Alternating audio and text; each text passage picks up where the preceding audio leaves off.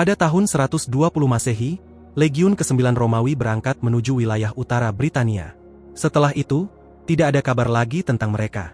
Kehilangan ini menjadi aib besar, hingga Kaisar Hadrian memerintahkan pembangunan tembok besar untuk memisahkan wilayah utara dari dunia Romawi. 20 tahun kemudian, Romawi menguasai Britania bagian selatan. Mereka membangun jaringan benteng untuk menjaga wilayah taklukan. Marcus Flavius tiba di salah satu benteng untuk menggantikan komandan sebelumnya. Setelah bertemu pasukan, ia langsung menuju tempat tinggalnya. Rumor cepat menyebar di antara para perwira. Mereka menganggap Marcus membawa sial, karena ayahnya pernah kehilangan lambang elang Legiun ke-9 bersama 5.000 prajurit. Sejak awal bertugas, Marcus langsung mengambil tindakan. Ia memerintahkan perbaikan tembok benteng dan mengirim patroli karena suplai gandum tak kunjung datang. Lutorius mencoba menolak karena menganggap misi itu terlalu berbahaya. Namun Marcus tetap bersikeras. Keesokan harinya, pasukan berangkat. Saat malam tiba, Marcus merasa gelisah dan tidak bisa tidur. Ia naik ke atas tembok. Kegelapan pekat menutupi segalanya. Ia hanya mendengar suara samar. Marcus segera memerintahkan pasukan bersiaga. Saat ia mulai merasa telah bereaksi berlebihan, tiba-tiba pasukan utara menyerang dari kegelapan. Mereka menyeberangi parit dan menyerbu benteng. Namun berkat kewaspadaan Marcus, serangan itu gagal memberi kejutan. Api yang menyala dari jebakan minyak memukul mundur musuh. Pagi harinya, para prajurit berterima kasih. Mereka sadar benteng bisa saja hancur tanpa tindakannya. Marcus kemudian menyadari patroli yang ia kirim tidak pernah kembali. Ternyata mereka ditangkap suku utara. Para tawanan dibawa keluar hutan. Di depan umum, seorang perwira dieksekusi sebagai bentuk provokasi terhadap Romawi. Merasa bersalah, Marcus memimpin sendiri pasukan kecil untuk menyelamatkan mereka. Di luar benteng, pasukan Romawi membentuk formasi kura-kura.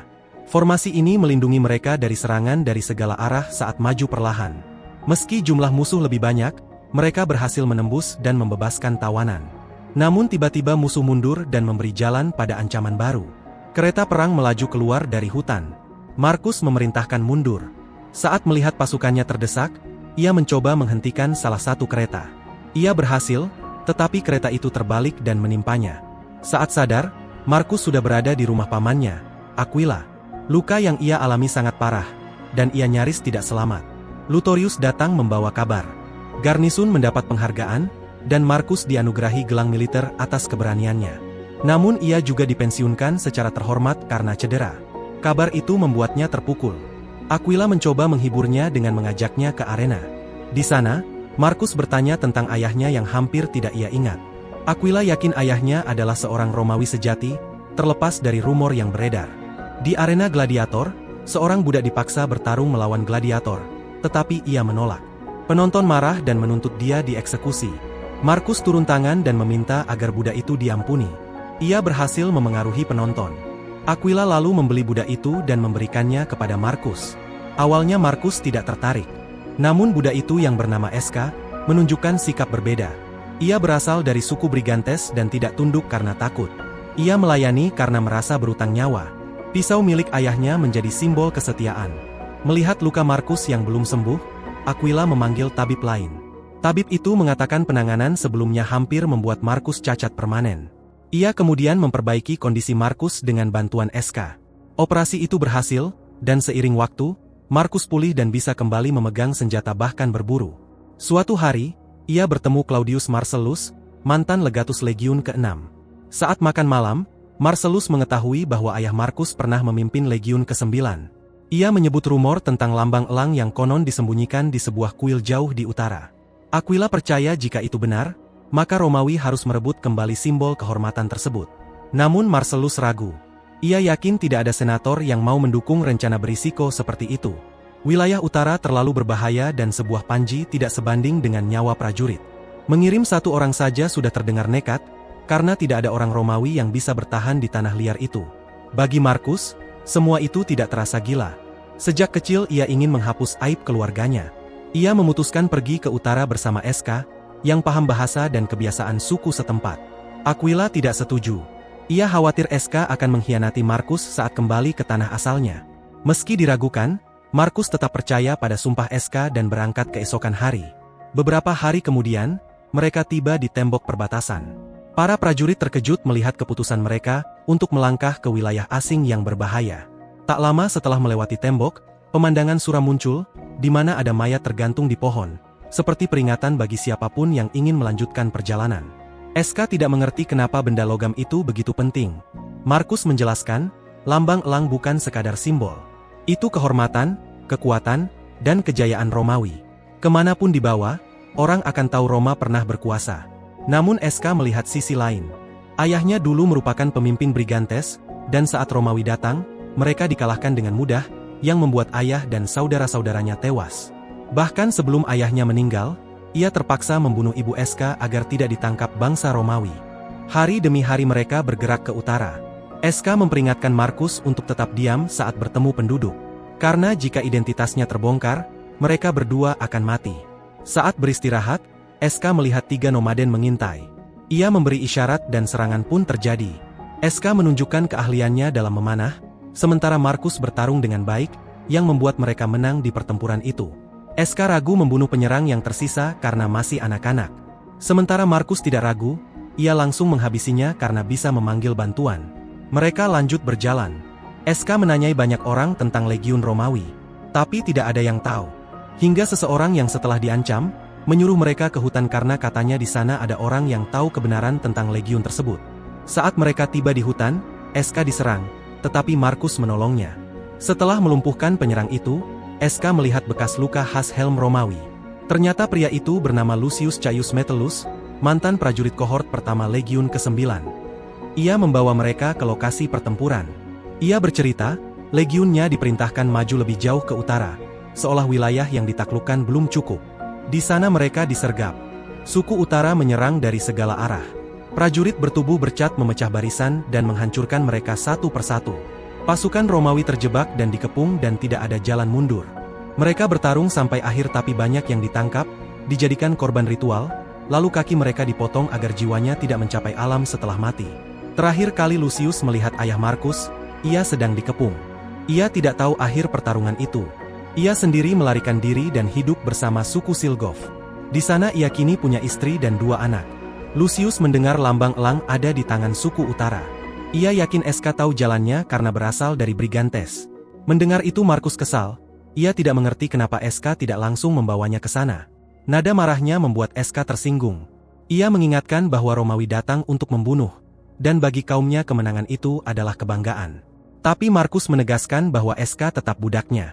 Mereka bertarung dan jatuh dari kuda. Pertarungan berhenti saat penduduk utara muncul. SK cepat mengambil keputusan. Ia mengaku sebagai putra Makcunoval, pemimpin Brigantes yang gugur. Ia juga mengatakan bahwa Markus adalah budaknya. Bekas luka di dagu menandai Markus sebagai tawanan Romawi.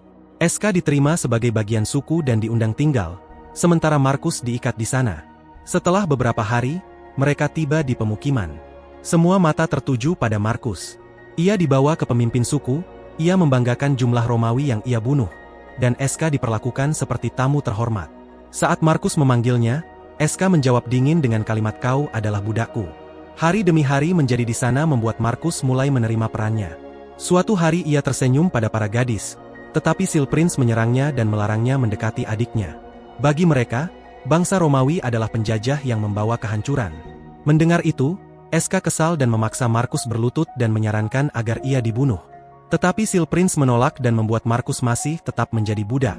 Beberapa hari kemudian, upacara kedewasaan tiba. Di tengah api dan teriakan, Markus melihat lambang elang. Ia berlari lalu dipukul hingga pingsan. Tak lama SK membangunkannya. Ternyata ia hanya berpura-pura dan menunggu waktu.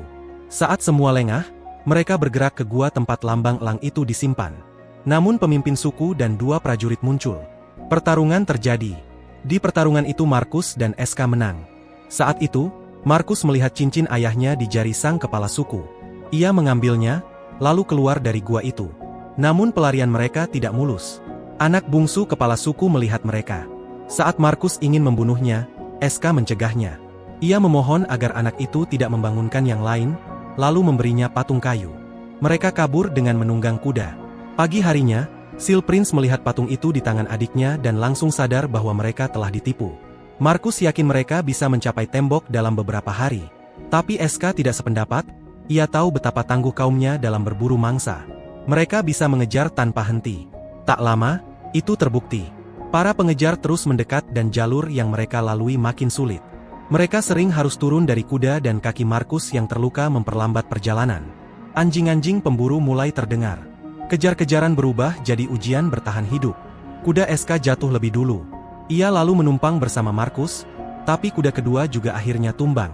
Para pengejar menemukan bangkai kuda mereka, tapi Markus dan SK berhasil lolos. Sungai juga membantu menghilangkan jejak mereka, memberi waktu singkat untuk beristirahat. Markus sadar ia tak akan mampu terus lari.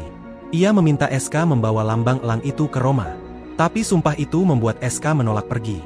Markus lalu mengembalikan pisaunya, membebaskannya dari janji budaknya. Namun SK tetap menolak pergi sendiri.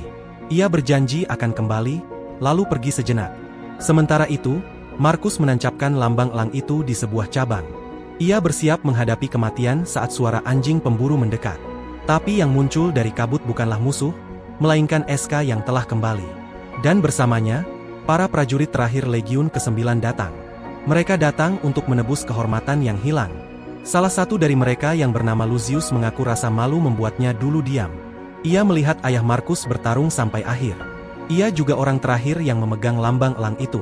Kini ia meminta Markus memimpin. Mereka ingin melindungi lambang Romawi, sesuatu yang gagal mereka lakukan 20 tahun lalu. Tak lama, para pengejar menemukan mereka. Pertempuran pun tak terelakkan. Seorang pejuang mengenali SK sebagai pengkhianat dan memerintahkannya menyerang Romawi. Sementara itu, para legiun yang dulu lari kini punya kesempatan menebus diri. Meski kalah jumlah, mereka berhasil bertahan. Seal Prince menemukan SK dan mencoba membunuhnya. Di detik terakhir, Markus menyelamatkannya. Keduanya lalu berhadapan, tapi Seal Prince nampak lebih kuat. Tapi Markus juga lebih berpengalaman. Ia melucuti senjata lawannya, lalu menenggelamkannya. Dan pertempuran pun berakhir. Di sana banyak legiun gugur, dan setelah memberi penghormatan terakhir, Markus dan SK kembali ke Roma. Lambang elang dikembalikan dan nama ayah Markus akhirnya dipulihkan, dan cerita pun selesai di sini.